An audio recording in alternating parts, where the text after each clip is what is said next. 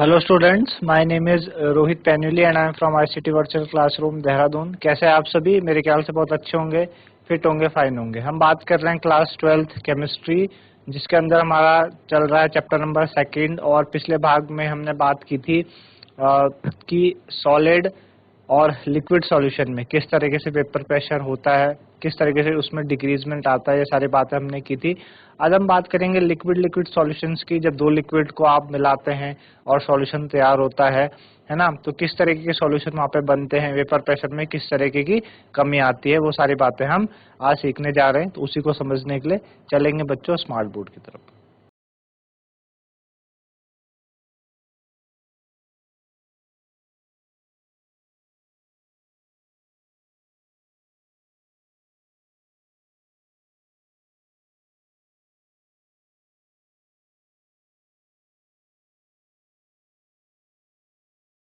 Liquid liquid solution है ना, आज हम लिक्विड लिक्विड सॉल्यूशन की बात करेंगे।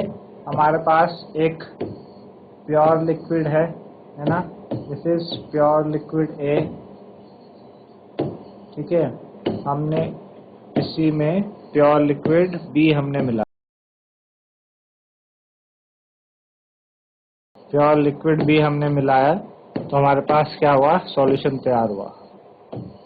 ठीक है, क्या हुआ? सॉल्यूशन तैयार हुआ आपके पास। तो आपको पहले भी हम बता चुके हैं, रॉल्स लॉ कराया था। जब प्योर लिक्विड ए में सिर्फ सरफेस पे क्या होंगे? ए के ही मॉलिक्यूल्स आएंगे और वो ही क्या करते हैं? वेपर प्रेशर क्रिएट करते हैं। प्योर लिक्विड बी में बी के ही मॉलिक्यूल सरफेस पे आते हैं और वो ही क्या करते हैं? वेपर प्रेशर क्रिएट करते हैं। सॉल्यूशन के अंदर ए और बी दोनों के क्या आ गए हैं? पार्टिकल्स आ गए हैं, मॉलिक्यूल्स आ गए ए और बी दोनों के। तो दोनों सरफेस पे आते हैं, जिस वजह से हमने क्या कहा था कि थोड़ा सा हमने डिक्रीज देखा था वेपर प्रेशर में, हमने थोड़ा सा डिक्रीज देखा था सॉल्यूशन के वेपर प्रेशर में। ठीक है ना, इसी से रिलेटेड हमारे पास है। तो बेसिकली लिक्विड सॉल्यूशन आपके जो लिक्विड लिक्विड सॉल्यूशन होते हैं वो दो तरीके के सॉल्यूशन आपके बनाते हैं। ठीक है ना, जैसे कि पहला क्या करेंगे? पहला आपके पास वो बनाएंगे, फर्स्ट जो होते हैं आइडल सॉल्यूशन बनाते हैं। आइडल सॉल्यूशन है ना, आइडल सॉल्यूशन मींस जो आइडल हो, परफेक्ट हो, उसे हम आइडल सॉल्यूशन कहते हैं। जनरली नेचर में कोई भी चीज परफेक्टली आइडल नहीं होती, थोड़ी बहुत कमी होती है ना। पर आइडल सॉल्यूशन के बारे में हम बात करें तो आइडल सॉल्यूशन होता क्या है, क्या आइडल सॉल्यूशन की कैरेक्टरिस्टिक्स है? तो आइडल सॉल्यूशन हम कहते हैं पहला कि which obeys Raoult's law, obeys Raoult's law, जो क्या करेगा? रॉल्स लॉ को ओबे करेगा, पहली बात। दूसरी बात, जिसका डेल्टा वी मिक्स आपका इक्वल टू 0 हो। ठीक है ना। तीसरी बात, जिसका डेल्टा एच मिक्स क्या हो? ये भी 0 हो। अब ये क्या मतलब है डेल्टा वी मिक्स? ये पहली बात तो आपको समझ आ रही होगी कि जो ओबे करेगा रॉल्स लॉ को वो आपका आइडल सॉल्यूशन कहलाता है। लेकिन डेल्टा वी मिक्स 0 होने से और डेल्टा एच मिक्स 0 होने से क्या मतलब है? तो हम इधर देखते हैं, ये हमारे पास प्योर लिक्विड ए था, प्योर लिक्विड बी था। हमने कहा इसका वॉल्यूम है 20 ml है ना। तो इसका वॉल्यूम कितना है? हमने बोला सपोज आपके पास V है, ठीक है ना, कि आपके पास V1 है, इसका वॉल्यूम 20 ml है। ठीक है ना। इसी तरीके से प्योर लिक्विड B का V2 आपके पास है, इसका भी वॉल्यूम है 20 ml है ना। अब जो सॉल्यूशन तैयार हुआ V1 और V2 को मिला के, V1 प्लस V2, वो आपका कितना रहा? 40 ml रहा है ना। सॉल्यूशन क्या रहा? 40 ml रहा। मतलब समझ रहे हो आप? प्योर लिक्विड A 20 ml था, प्योर लिक्विड B भी 20 ml था, है ना। अभी V1 और V2 40 ml रहा, यानी कुछ भी चीज यहाँ से आपके वेपराइज नहीं हुई, है ना। भाई अगर आपके पास सॉल्यूशन है, सॉल्यूशन में कोई चीज वेपर होके ऊपर उड़ जाएगी तो हम कहेंगे कि क्या उसका कुछ वॉल्यूम कम हो गया। लेकिन यहाँ पे वॉल्यूम कम नहीं हुआ, जितना यहाँ पे V1 प्लस V2 था 40 ml, उतना ही वहां पे भी V1 प्लस V2 रहा। तो डेल्टा वी मिक्स, डेल्टा जब वर्ड आता है, डेल्टा वी का मतलब होता है final volume minus initial volume, है ना, final volume minus initial volume. तो अगर आप देखें फाइनल वॉल्यूम यानी सॉल्यूशन का 40 ml है, इनिशियल वॉल्यूम दोनों को जोड़ के देखें तो भी 40 ml है, तो टोटल आप देखेंगे 0 आ रहा। मतलब डेल्टा वी मिक्स, जब आप दो सॉल्यूशन को मिक्स करते हो तो उनके बाद जो रिजल्टेंट वॉल्यूम आपके पास है वो उसमें कोई ना डिक्रीज हुआ ना इंक्रीज हुआ, जितना था उतना ही रहा। तो हमने कहा इस तरीके से हमने बोला कि डेल्टा वी जो मिक्स है वो 0 अगर होता है तो आइडियल सॉल्यूशन कहलाएगा। अब डेल्टा एच मिक्स के बारे में हम देख लेते हैं कि डेल्टा एच मिक्स भी हमें 0 दे रखा है, तो इस डेल्टा एच मिक्स का क्या मतलब है।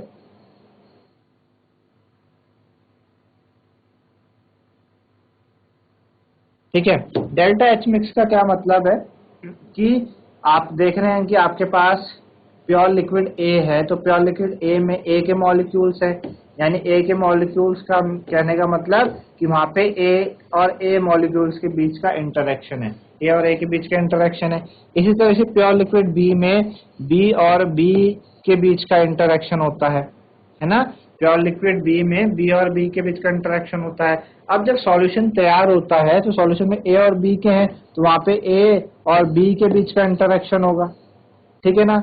अब जब ए और ए के बीच का इंटरेक्शन ये ब्रेक होगा, ठीक है, और बी बी के बीच का इंटरेक्शन ब्रेक होगा, ठीक है, जब ए ए के बीच का इंटरेक्शन बी बी के बीच का इंटरेक्शन ब्रेक हुआ यानी इनके बीच का बॉन्ड ब्रेक हुआ, तो ही तो ये नया बॉन्ड बना यहाँ पे, है ना, ये बॉन्ड क्या हुआ, फॉर्म्ड हुआ ए और बी के बीच में। तो आपको पता है कि जब भी बॉन्ड टूटता है तो एनर्जी क्या होती है, रिलीज होती है ना। जब बॉन्ड टूटता है तो जब बॉन्ड टूटेगा तो आपको एनर्जी देनी पड़ती है, बॉन्ड ब्रेक होने पे एनर्जी एब्जॉर्ब होती है, एनर्जी एब्जॉर्ब होती है जब बॉन्ड ब्रेक होता है, क्योंकि भाई आपको बॉन्ड को तोड़ना तो आपको एनर्जी देनी पड़ेगी उसको, है ना। बेसिकली हम इसे हीट से जोड़ते हैं, तो हीट एनर्जी एब्जॉर्ब होती है बॉन्ड को तोड़ने में, तो बी और बी के बीच के भी बॉन्ड को तोड़ने में हीट एनर्जी एब्जॉर्ब होगी। और ए और बी के बीच के बॉन्ड को बनने के लिए जब नया बॉन्ड बनता है तो बॉन्ड फॉर्मेशन में एनर्जी रिलीज होती है, यानी हीट एनर्जी रिलीज होती है, हीट एनर्जी क्या होगी, रिलीज। जितनी ज्यादा एनर्जी रिलीज होगी बॉन्ड बनने में उतना स्ट्रॉन्ग बॉन्ड होता है ना। क्लास 11th में आपने पढ़ा होगा केमिकल बॉन्डिंग में चैप्टर 4 कि वहां पे आपने बॉन्ड्स के बारे में पढ़ा है कि हीट एनर्जी देने पे बॉन्ड टूटता है और जब बॉन्ड बनता है तो हीट एनर्जी रिलीज होती है। अब डेल्टा एच मिक्स यानी एच का मतलब हो गया एंथैल्पी चेंज, एच का मतलब एंथैल्पी चेंज, एंथैल्पी चेंज आपका 0 आ रहा है ना, एंथैल्पी चेंज क्या आ रहा है, 0 आ रहा है। तो कहने का मतलब सपोज यहाँ पे इस बॉन्ड को तोड़ने के लिए आपने एनर्जी दी 20 किलो जूल, है ना, 20 किलो जूल के आपने एनर्जी यहाँ पे दी, है ना। हमने बोला H1 कितना हो गया, 20 किलो जूल। इसी तरीके से H2 यहाँ पे भी आपने एनर्जी कितनी दी, 20 किलो जूल दी, है ना। तो अगर हम टोटल एनर्जी की बात करें H1 प्लस H2, है ना, कि यहाँ पे दोनों बॉन्ड को तोड़ने के लिए एनर्जी कितनी लगी, 40 किलो जूल की एनर्जी यहाँ पे लगी है। इसी तरीके से हीट यहाँ पे ए और बी के बीच का बॉन्ड को फॉर्म होने में आपके पास जितनी एनर्जी रिलीज हुई, है ना, जितनी एनर्जी रिलीज हुई वो आपके पास कितनी आई, वो आई 40 किलो जूल। जब बॉन्ड फॉर्म हुआ एनर्जी 40 किलो जूल आई। तो अगर आप देखें यहाँ पे H1 और H2 इन दोनों का सम 40 है और यहाँ पे 40 है, तो डेल्टा H का क्या मतलब हुआ, डेल्टा H का मतलब हुआ final heat minus initial heat, है ना। तो फाइनल आपके पास कितनी है, 40, इनिशियल भी कितनी है, 40, तो क्या हो गया, 0 आया, है ना। तो इसी वजह से हम कह रहे हैं कि अगर डेल्टा एच मिक्स 0 आता, मतलब जितनी एनर्जी एब्जॉर्ब हो रही है बॉन्ड को तोड़ने के लिए उतनी ही एनर्जी अगर रिलीज होती है बॉन्ड को फॉर्म होने के लिए, तो डेल्टा एच मिक्स यानी आपका एंथैल्पी चेंज 0 आता है ना। एंथैल्पी चेंज क्या आता है, 0 आता है, ठीक। तो समझ है आपको बात, इस वजह से हमने कहा कि डेल्टा एच मिक्स क्या है, 0 है। तो 3 बातें आपने आइडियल सॉल्यूशन के अंदर जानी कि आइडियल सॉल्यूशन क्या 3 बातें, 3 कैरेक्टरिस्टिक शो करेंगे। पहला, रॉल्स लॉ ओबे करेगा, दूसरा डेल्टा वी मिक्स 0 होना चाहिए, डेल्टा एच मिक्स 0 होना चाहिए। चौथी बात कि जो ए और ए एंड बी है ना, A and B interaction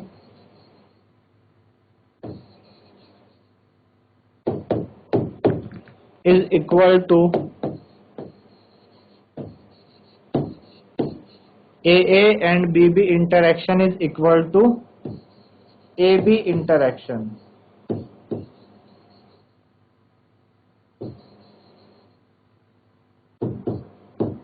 AA and BB interaction is equal to AB interaction. AA और BB की जो इंटरेक्शन है वो आपकी AB की इंटरेक्शन के बराबर हो जाती है। अब इस इंटरेक्शन से क्या फर्क पड़ रहा है, क्या इंटरेक्शन कहना चाहता है ये?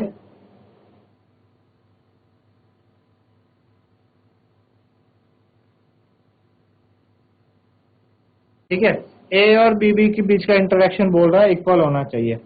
इंटरेक्शन का क्या मतलब है, आप देख पा रहे हैं कि यहाँ पे इंटरेक्शन जब ब्रेक हो रही है, यानी ए के बीच की इंटरेक्शन जब टूटी थी और बीबी के बीच का इंटरेक्शन जब टूटा था, तो ही जाके नया इंटरेक्शन फॉर्म हुआ था, है ना। बेसिकली ये हुआ था यहाँ पे।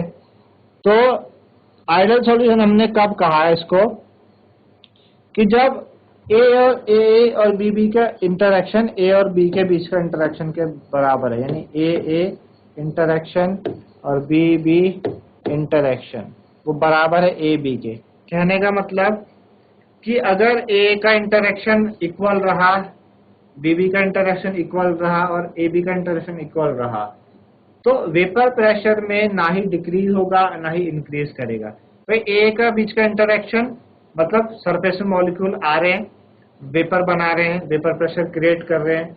बी प्योर लिक्विड बी में बी के वेपर सरफेस पे आ रहे हैं, वो क्या बना रहे हैं, वेपर बना रहे हैं, वेपर प्रेशर क्रिएट कर रहे हैं। जितना वेपर प्रेशर वो इधर क्रिएट कर रहे हैं ए और बी वाले, सेम ही वेपर प्रेशर ए और बी वाले दोनों सरफेस पे आए और उतनी ही जल्दी आए सरफेस पे, है ना। अगर सपोज करके ए बी का इंटरेक्शन ए और बी से ज्यादा होता, मान लीजिए सपोज करके ए बी का इंटरेक्शन ए और बी से ज्यादा होता, तो क्या होता उस समय?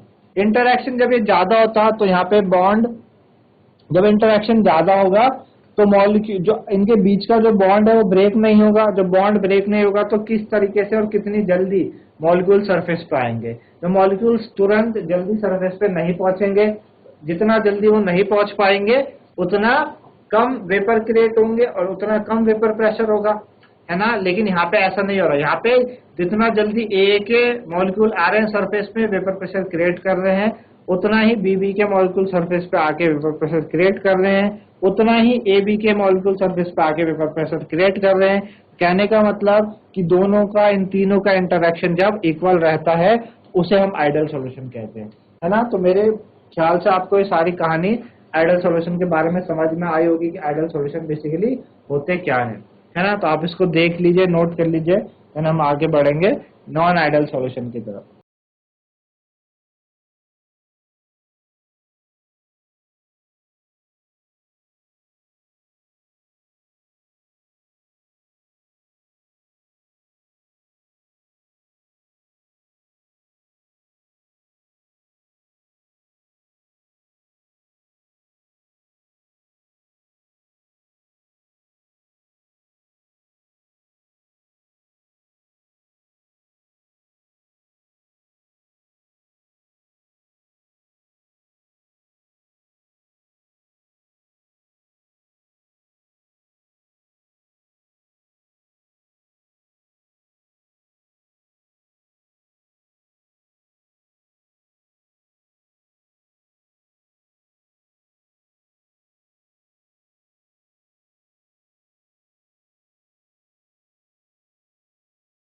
चलिए, तो मेरे ख्याल से आप लोगों ने आइडियल सॉल्यूशन समझ भी लिया है और नोट भी कर लिया है। आगे बढ़ते हैं हम नॉन आइडियल सॉल्यूशन की तरफ।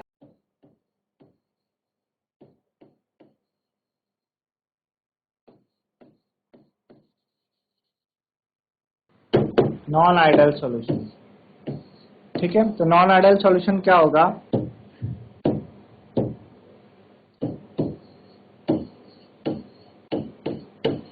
which do not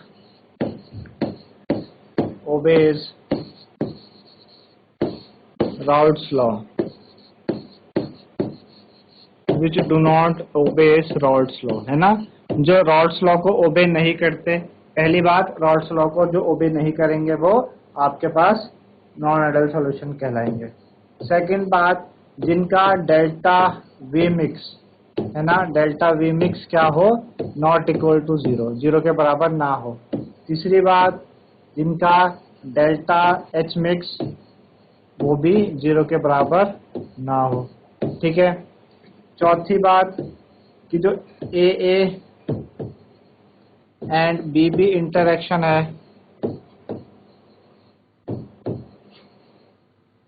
A and B interaction, है ना, इज नॉट इक्वल टू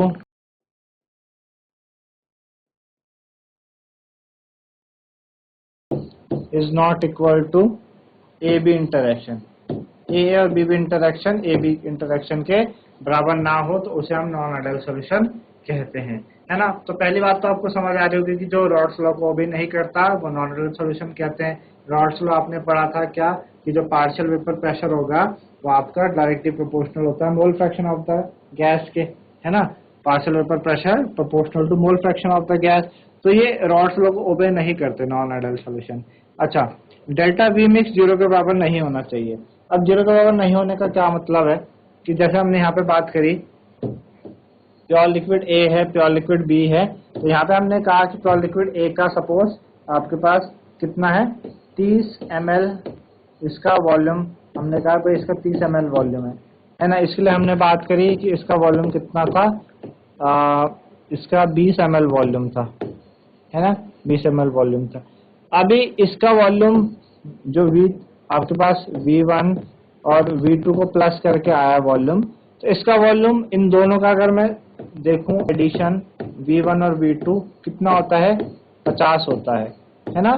तो सॉल्यूशन का वॉल्यूम या तो 60 चले जाए या फिर 40 आ जाए, मतलब इसी के बराबर ना हो, है ना भाई। अगर यहाँ पे भी 50 होता तो डेल्टा V तो जीरो हो जाता, मतलब वॉल्यूम में चेंज बिल्कुल नहीं आया। डेल्टा V मिक्स का मतलब वॉल्यूम चेंज जीरो रहा, लेकिन यहाँ पे वॉल्यूम या तो 60 चले गया, तो तभी भी आप देखो जीरो के बराबर नहीं है, 60 माइनस 50 10 का डिफरेंस है, या फिर आपके पास 40 माइनस 50 वो भी 10 का डिफरेंस आ रहा है ना। समझ आ रही है आपको बात, कि जब डेल्टा V आपका not equal to zero, delta V mix आपका जीरो के बराबर ना हो, तो ऐसे सॉल्यूशन को हम आइडियल नॉन आइडियल सॉल्यूशन कहते हैं, है ना। यही तो हम बात कर रहे हैं कि डेल्टा V मिक्स आपका जीरो के बराबर ना हो। तीसरी बात हमने यही सीखी हमने कि डेल्टा एच मिक्स भी जीरो के बराबर ना हो, है ना, डेल्टा एच मिक्स भी जीरो के बराबर ना हो। अब डेल्टा एच मिक्स का मतलब क्या हो गया, है ना। डेल्टा एच मिक्स का ये मतलब हो गया कि भाई जितनी आपको बताया था कि ए और ए के बीच में बॉन्ड है, यहाँ पे बी और बी के बीच में बॉन्ड है, और यहाँ पे ए और बी के बीच का बॉन्ड है। इस बॉन्ड को तोड़ने के लिए हमने एनर्जी एब्जॉर्ब करेगी। सपोज इसने एनर्जी एब्जॉर्ब करी 30 किलो जूल की एनर्जी इसने एब्जॉर्ब करी, है ना। इसने भी ये बॉन्ड ब्रेक करने के लिए आपका 20 किलो जूल की एनर्जी एब्जॉर्ब करी, है ना, ठीक है ना। ये आपके पास H1 हो गया, कितनी हीट इसने एब्जॉर्ब करी, ये H2 हो गया, इतनी हीट एब्जॉर्ब करी। अब यहाँ पे जब सॉल्यूशन तैयार हुआ ए और बी का सॉल्यूशन, ठीक है ना, तो यहाँ पे आपके पास जो हीट एनर्जी रिलीज हुई है वो या तो कितनी हो जाए, यहाँ पे अगर मैं सम करूँ उनका कि कितनी टोटल कितनी एनर्जी यहाँ पे लगी, तो टोटल एनर्जी यहाँ पे लगी 50 किलो जूल की। ए और बी के बॉन्ड को तोड़ने के लिए 50 किलो जूल की एनर्जी लगी। अब यहाँ पे या तो एनर्जी यहाँ पे रिलीज हुई 60 किलो जूल की एनर्जी रिलीज हुई, या वो 40 किलो जूल की एनर्जी रिलीज हुई। तो देख पा रहे हो आप, अगर यहाँ पे भी 50 किलो जूल की एनर्जी रिलीज होती तो हम कहते हैं कि डेल्टा एच मिक्स आपका जीरो, यानी एंथैल्पी चेंज, जो डेल्टा एंथैल्पी चेंज है वो भी आपका कितना रहता, जीरो ही रहता, है ना, जीरो रहता। अगर क्या होता, इस तरीके से चेंज आता, जीरो रहता। लेकिन यहाँ पे तो हम देख रहे हैं डेल्टा एच क्या, या तो 60 चले गया या आपके पास 40 चले गया, है ना। 60-40 में तो दोनों चले गए, तो हम क्या कहेंगे, हम ये कहेंगे कि यहाँ पे आपके पास डेल्टा एच मिक्स आपका, ये तो अगर आप बात करो 60 माइनस 50, कितना बच रहा, 10 बच रहा, 40 माइनस 10, दोनों में डिफरेंस आ रहा 10 का, 0 के बराबर तो नहीं आ रही, तो यहाँ पे डेल्टा एच मिक्स जब 0 के बराबर ना हो तो हम कहेंगे उसको नॉन आइडियल सॉल्यूशन, इसलिए हमने यहाँ पे लिखा है कि delta H mix not equal to 0। अगली बात, ए और बी का बीच का इंटरेक्शन आपका ए और बी के बीच के इंटरेक्शन के बराबर नहीं है ना, तो आइडियल सॉल्यूशन में इंटरेक्शन बराबर होगा। यहाँ पे ए और बी के बीच का इंटरेक्शन ए और बी के बीच का इंटरेक्शन ए बी के बीच के इंटरेक्शन के बराबर नहीं हो रहा है। अब क्यों नहीं हो रहा है वो देखते हैं, ठीक है ना। तो ए और बी हम बात कर रहे हैं कि ए प्योर लिक्विड ए में क्या है, ए के मॉलिक्यूल्स है ना, ए के मॉलिक्यूल्स है। सपोज उनको ए के मॉलिक्यूल्स तुरंत आपके आपस में टूट रहे हैं और वो जल्दी से सरफेस में जा रहे हैं और क्या कर रहे हैं, आपके सरफेस में जाके वेपर बना रहे हैं, देन वेपर प्रेशर क्रिएट कर रहे हैं, ठीक है ना, जल्दी से जा रहे हैं ऐसे। अच्छा, बी के बीच का इंटरेक्शन वो भी एकदम से जल्दी से क्या हो रहा है, ब्रेक हो रहा है, वो भी क्या कर रहे हैं, जल्दी से सरफेस पे जा रहे हैं और प्रेशर क्रिएट कर रहे हैं, वेपर्स बना रहे हैं, प्रेशर क्रिएट कर रहे हैं और इस तरीके से काम चल रहा है, ठीक है। अब ए बी के अगर हम बात करें सॉल्यूशन में, तो हमने क्या चेंज पाया कि ए और बी के बीच का जो इंटरेक्शन था वो थोड़ा सा ज्यादा था, ए और बी के बीच का इंटरेक्शन क्या था, थोड़ा सा ज्यादा था। तो उस थोड़े से ज्यादा होने से क्या हुआ कि वो उतना जल्दी ब्रेक ना हो पाया जितना ए और बी के बीच के हुए थे। तो अगर जितना जल्दी वो सेपरेट नहीं होगा तो उतना जल्दी वो ऊपर नहीं पहुंचेगा सरफेस पे, तो उतनी जल्दी वो वेपर्स नहीं बनाएगा, तो कैसे वेपर प्रेशर क्रिएट करेगा। तो हम पाएंगे कि सॉल्यूशन के वेपर प्रेशर में थोड़ी सी कमी आ गई है ना।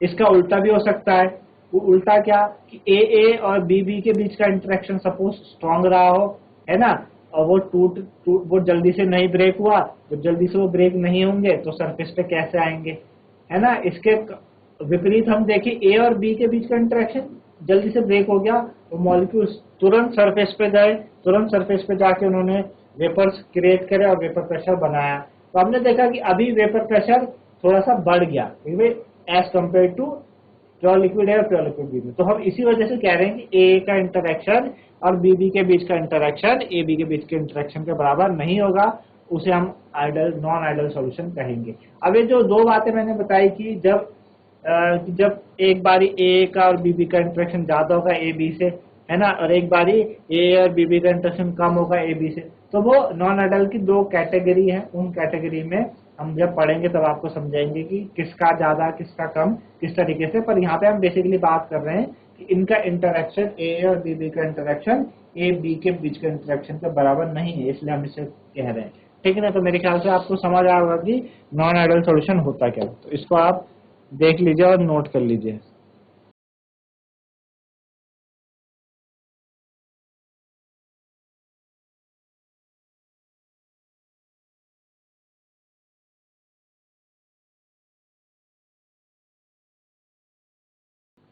तो इस तरीके से बच्चों आज हमने बात करी आइडियल और नॉन आइडियल सॉल्यूशन की। मेरे ख्याल से आप लोगों को समझ में आई होंगी। आज के लिए इतना ही था। धन्यवाद। Have a nice day.